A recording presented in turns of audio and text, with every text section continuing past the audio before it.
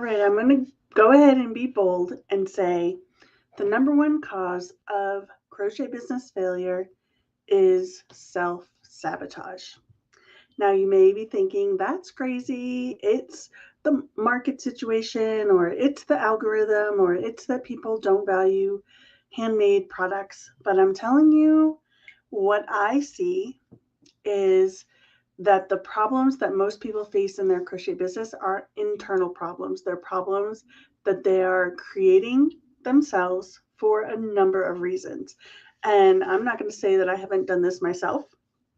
I'm not going to say that every couple of months I don't get to a point where I'm like, I'm done with this, it's not working, or I don't feel like doing what I'm supposed to be doing in my business today. I start procrastinating, I start feeling overwhelmed, and I'm just like, I should just burn the whole thing down.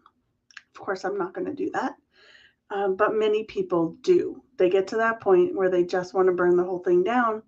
And it's a culmination of many layers of sabotaging their own success. So, we're going to talk about that today on Crochet Business Chat. What does that look like? What can we do about it? And I'm pulling up my notes. Yeah, why do we do it? How can we recognize that we're doing it? And then what can we do to move past self-sabotaging behaviors? So you may be asking, what is self-sabotage in the first place? Well, we're going to get to that. But first, I want to welcome you to Crochet Business Chat. Happy to have you here this morning. Those of you that are here live, I appreciate you being here live. Those of you watching on replay or listening on the podcast, thanks for being here. Be sure to say hello in the comments, and be sure to like this video so more people get notified that we are here, and we have help for them if they're in this stuck place. All right, so your directive right now: like, comment, say hello, and subscribe. If you're not already subscribed, subscribe to the Crochetpreneur so that you can get tips, tricks, strategies, support, and a kick in the butt every once in a while for growing your profitable crochet business. My name is Pam Grice, Crochetpreneur, and I'm on a mission to help 100,000 makers build financial freedom through crochet. And like I said, I'm so happy to have you here today. Let's talk about self-sabotage. What is sabotage in the first place? I'm just going to pop this up on the screen. The definition is the conscious or unconscious ways we hinder our own progress. So what does that look like? What might that look like for you? So there are many different ways that it can look. It can look like procrastination. I know I have this thing on my to-do list, but I don't do it. I keep moving it to another day. I keep moving it to another day. That can come for a variety of reasons. We're going to talk about those reasons in just a moment. Another way self-sabotage can look is perfectionism. I'm not going to take action until it's perfect, and then we never allow it to be perfect enough. No matter how good it is, it could always be better, we tell ourselves, and so we don't move forward. We don't make progress. Another way it can look is undervaluing yourself. So undercharging or not putting yourself out there because you think you're not enough is a way that we self-sabotage, because that's pretty convenient, right? We don't have to take risks if we say, oh, nobody cares what I'm going to say anyway, so I'm not going to say it. And that's really a safe place to be. So again, procrastination, perfectionism, undervaluing yourself, and finally, another big way we self-sabotage is comparison. This is the big one, and we always say comparison kills motivation, right? As soon as you start looking at what other people are doing and finding yourself lacking, you lose motivation, you lose that drive and that passion for what you're doing, and you start just telling yourself that you're not good enough and you're never going to be as big as they are, as popular as they are, successful as they are. All of those things we do keep us playing small and keep us stuck. And really, all of that, again, is internal. Those are chosen behaviors and chosen beliefs that keep us stuck. So what's the root of all this? Why do we do this in the first place? It's important to understand where this comes from so that we can do something about it. So let's take a look at different roots of self-sabotage. So the first one, and I think the one most people lean on as the reason they don't make progress, is fear of failure. That feeling of, well, what's going to happen? What if it doesn't work? I'm going to be embarrassed. I'm going to beat up on myself even more. It's going to prove that I'm not good at this. All of those things, we're so afraid of failing that we don't even try. So we set ourselves up for failure by being afraid of failure and not taking a step forward. And so recognizing, is it really a fear of failure or is it something else? Let's take let's take a look at what might be under the fear of failure that looks like fear of failure, but it's really deeper than that. And you might ask yourself some questions to get to the real root of what's going on. So one that might sound silly or might sound, I would never do this, is the fear of success. Many people have a self-sabotaging fear of becoming who they say they want to be or building what they say they want to build. There's this fear of, once I become successful, I have a whole new level of pressure. Once I become successful, I have a whole new level of responsibility. I have a whole new level of need to be visible. I have a whole new level of expectations, and I don't want to face that. So I'm going to call it a fear of failure when it's really a fear of success. And I'm going to do everything I can to sabotage myself and not have to deal with those things that feel really scary about being successful. Another one is the fear of judgment. So connected to that fear of success is, what are other people going to think? Sometimes we say, what are people going to think if I'm a failure? But also, what are people going to think if I'm successful at this? What are people going to think that I'm starting a crochet business when I have a law degree, or I have a doctorate, or I have a degree in counseling? Like, I gave up my psychotherapy practice to be doing this, right? What are people going to say about that? And so we put so much attention on our need for external validation and for people to say that what we're doing is okay, that we don't do what we say we want to do because it's so scary to consider what other people are going to think.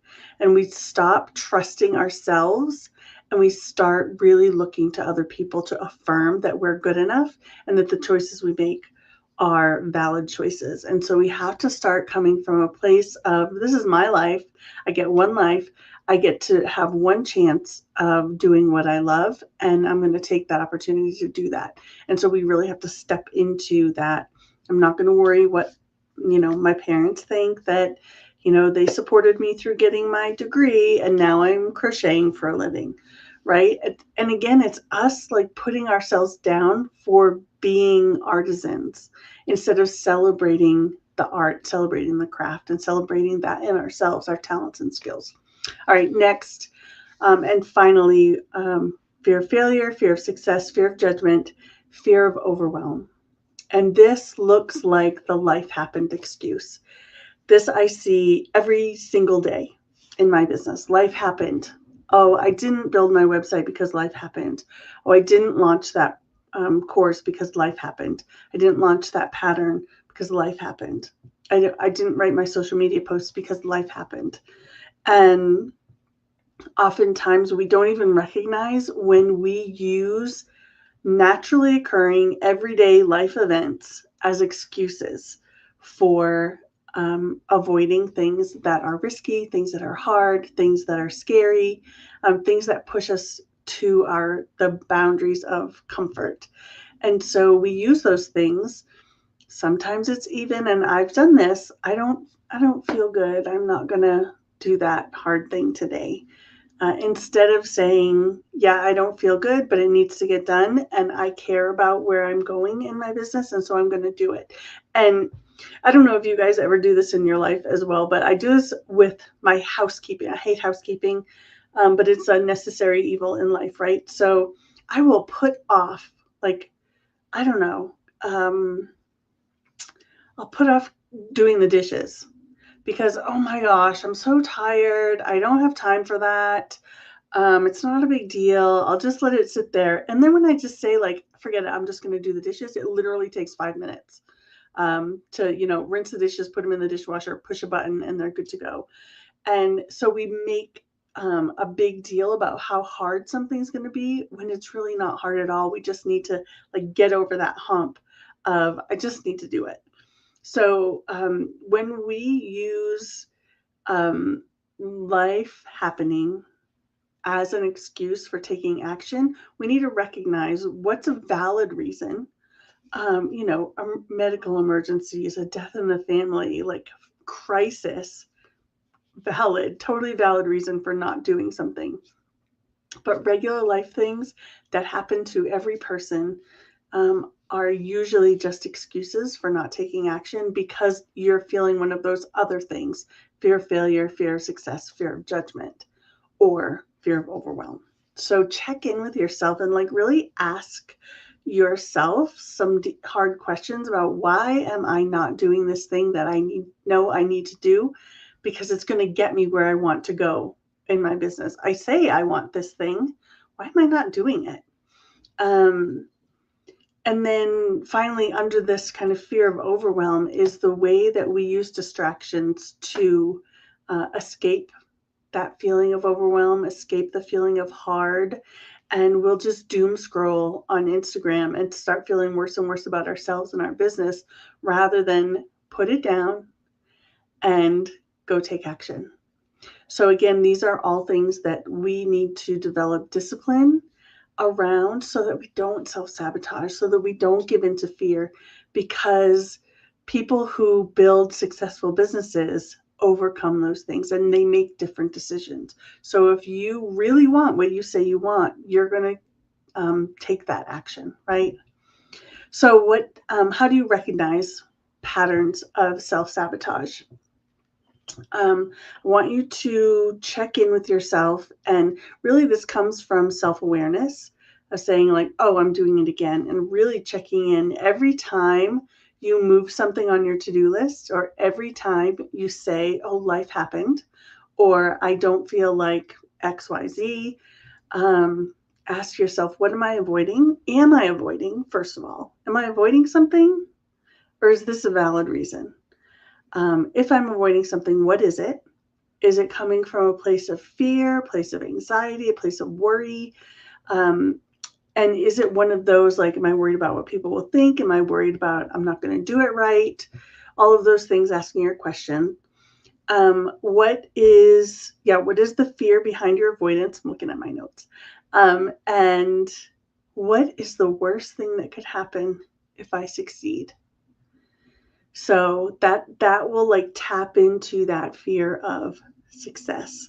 The worst thing that could happen if I succeed is that somebody will judge me for being successful.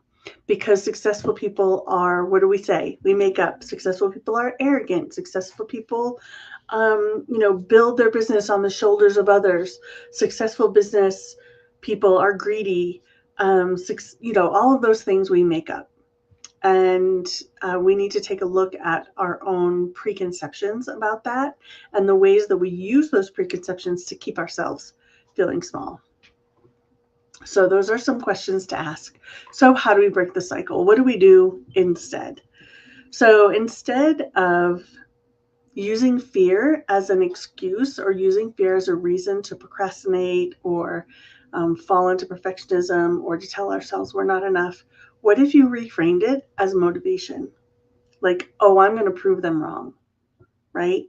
What if you turn it into, let's see, what's something you might fear? I'm afraid that people are going to judge me. Turn that into, oh, I'm afraid I'm going to judge myself. Well, I'm going to start believing that I'm awesome and I'm just going to go do it. So now it's motivation. I'm going to prove that I'm the person I say I want to be. And I'm going to do it anyway. Okay. Next is taking micro actions. So that means doing one small thing. If you have a list of things that you've been putting off day after day after day and things that you've been avoiding, pick one of them. I have a list. I can tell you, most of them are phone calls because I don't like phone calls. But there are things that have to be done on the phone. And I have anxiety about phone calls. I feel like phone calls put you in a place of not having control. I hate that. And so I put off phone calls, but there are things that I need to make phone calls about. So I need to take a look at that and say, like, okay, enough of that.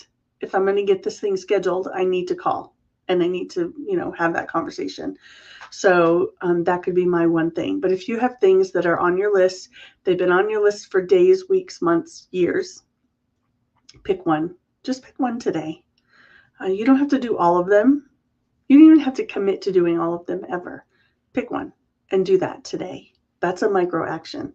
Celebrate those small little steps forward so that you can continue to make progress rather than hinder progress. And then finally, embrace self-agency. One of the biggest things that we fall into as we get into like avoidance mode is learned helplessness or powerlessness or hopelessness. And if we take those things and flip them on their head and start operating out of self-agency, operating out of a place of I can, I will, and I'm going to, a lot of times I get to do this thing, and so I'm going to do this thing. I have the ability to. I've done hard things before. I've overcome difficult things before. I've taken risks before. I've faced failure before. I've failed and overcome, and I've lived through it before. I'm going to live through whatever happens here as well, and then just taking that action. So again, reframing fear into motivation, taking micro steps forward, and then embracing your agency as a powerful, decisive CEO of a crochet business. Those things will help you to break that cycle. Remember that self-sabotage is common, but it's not an inevitability. You don't have to continually fall into a cycle of sabotaging your own success. Instead, make those decisive habits, mindset shifts, and decisions to overcome the things that are sabotaging your own success. And when you see others sabotaging themselves, recognize it for what it is. I was telling someone this morning, I scroll through TikTok and there's so many crochet business owners are like, I had a bad craft fair, I'm going to quit my crochet business. Or I started my crochet business a month ago and I don't have any sales online, and so I'm going to quit. All of these people who are sort of spreading the message of it's okay to quit when things get hard, let's not listen to them. Let's start listening to people who have done it, people who believe that you can do it, and start operating out of a place where you believe that you can do it as well, because your sabotaging yourself is not inevitable. All right.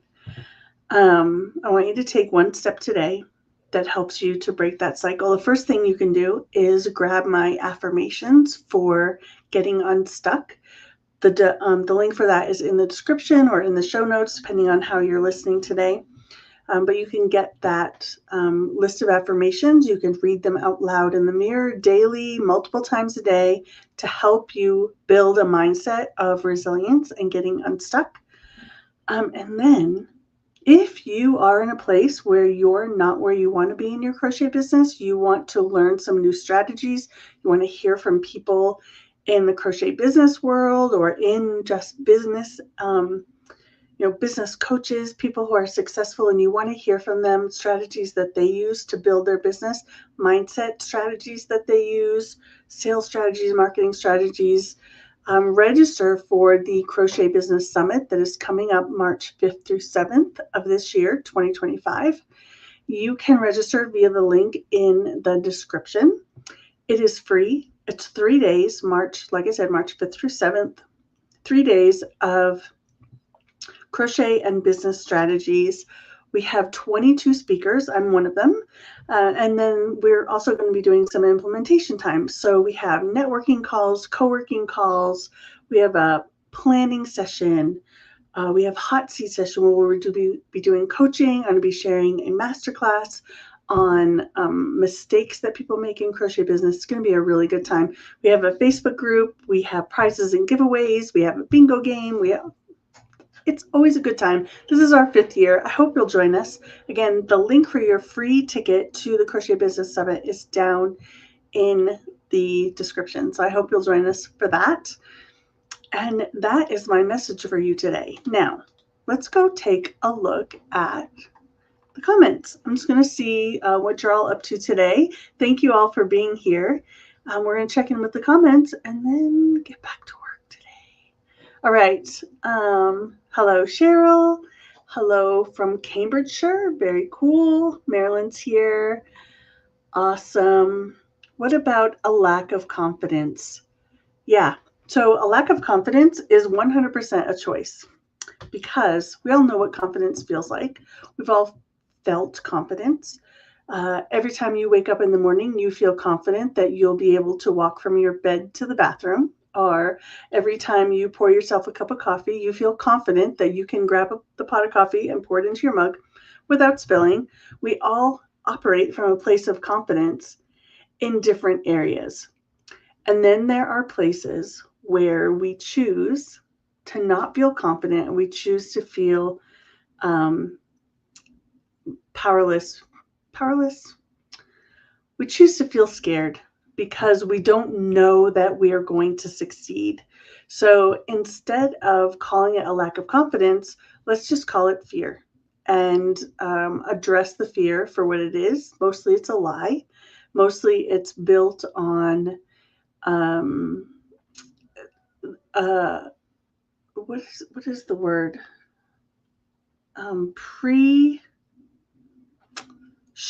It's like the anxiety that we create about something that hasn't happened yet.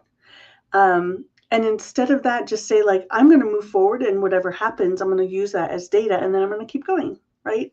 So our confidence keeps us safe. Our lack of confidence keeps us safe.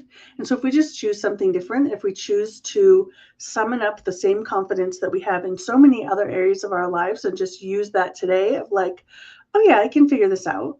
That's all it takes is a mindset shift of like, oh, I can figure this out. I'll make it work. If other people can do it, so can I. So why do I have to feel a lack of confidence? I trust myself to make wise decisions. I trust myself to try and fail and try again. All those are decisions, right? So close your eyes, summon up that feeling of confidence that you feel every single day, all throughout your day, and use it in your business as well. I hope that makes sense. Sonia said, I just had an epiphany. I stretched myself too thin and neglected my business side. Whoops. A lot of us do that. Check back in with your business and get things on track. Hello, Bonnie's here. I finished an awful task so I could move in. I just need to be transparent. I'm still getting overwhelmed sometimes when I have a lot to do. But where I used to freeze and do nothing, I'm talking about it with my partner and we're making a plan together on how to tackle things. That's awesome, Wilka. Overwhelm, we're talking about reframing things, right? Overwhelm is just a symptom or a signal that you're doing something new and you're doing something hard and you're learning. And so overwhelm is just about, it's just a message to yourself to say, oh, I need to take a look at this. And so when you're feeling overwhelmed, say, wait a second, what's going on? Do I need to make a plan? Have I overstepped and started taking on too many things? What shifts do I need to make? Rather than I'm overwhelmed, I need to freeze and just stay stuck here, right? So moving into action of what do I need to do? You put off phone calls too. BO says, I put off phone calls too. I thought I was the only one. You are, so not the only one. I'm feeling very positive now. I really needed this. Thank you, Sonia. I'm so glad. Bonnie said she's excited for the summit. She signed up and got the upgrade to the Crochet Biz Power Bundle. I'll be sharing more about that tomorrow on our Coffee with Crochetpreneur. We have Coffee with Crochetpreneur tomorrow morning at 9 a.m. Eastern Time. Wilka said, I can't attend the summit this year as I'm away for the weekend with really bad internet service. Okay, well, we do have replays for you, so you can grab the replays if that's something that you want to do. Chanel is here. She'll be speaking at our summit this year. I'm on a 9-to-5. I would love to work on my business more, says Mary Jane. Yes. Oftentimes people are in that place where you're both working a 9-to-5 business and you're building your own business. And that can feel like so much. I totally get that. Consider how you can, build in a little bit of wiggle room for yourself, working after hours and all of that stuff. Be sure to take care of yourself. Don't expect more from yourself than you can actually give. Don't compare the time that you have to work on your business with the time that other people have to work on their business. Like, I'm an empty nester. This is all I do. I work this full time. My business is going to look very, very different than yours. So don't compare yourself to other people, and just really celebrate every time you find time to work on your business. Celebrate that and give yourself a pat on the back. Lena says, I'm a perfectionist. I always feel that it is not good enough, that I must do better.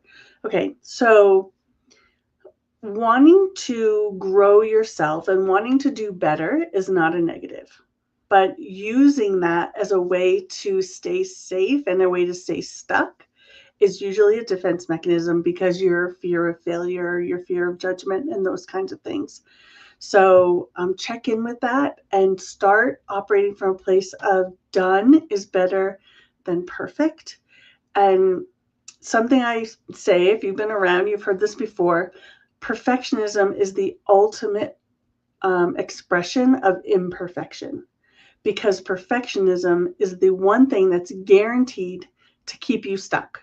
It's guaranteed to not allow you to move forward. If your goal is to move forward, then perfectionism is the one thing you can use to keep yourself stuck. So it's the ultimate expression of your own humanity, your own imperfection. So if you want to be more perfect, don't get stuck there. And that's just a decision. And Marilyn says, I get overwhelmed, so I just quit. Now you need to make a decision to stop doing that. Because doing that is sort of just telling yourself, I'm not worth it. I'm not worth fighting for my dreams. I'm not worth doing hard things for. And then check in with, where did that message come from in the first place? Who am I honoring by continuing to sabotage my own success? And do they get to still have a voice in my world? That's really powerful. So ask those questions. Go get your hands on the affirmations for getting unstuck, and go register for the Crochet Business Summit. Whether you can make it or not, there is options for replays. You can get access to long-term access to the replays for as soon as you sign up. I think it's $29, or the Crochet Biz Power Bundle, which has multiple coaching sessions, multiple courses, ebooks, things like that. That's $49 as soon as you sign up. That's like a 20-minute low price deal. So sign up on that today, crochetbusinesssummit.com. And I'll be back tomorrow morning with Coffee with Crochetpreneur. Be sure to join us to bring your questions, and we will answer your questions and get you some coaching one-on-one. You'll come on screen with me, and we will chat. So I hope you'll come to that tomorrow morning, and I will see you then. All right. Take care, everyone. Bye.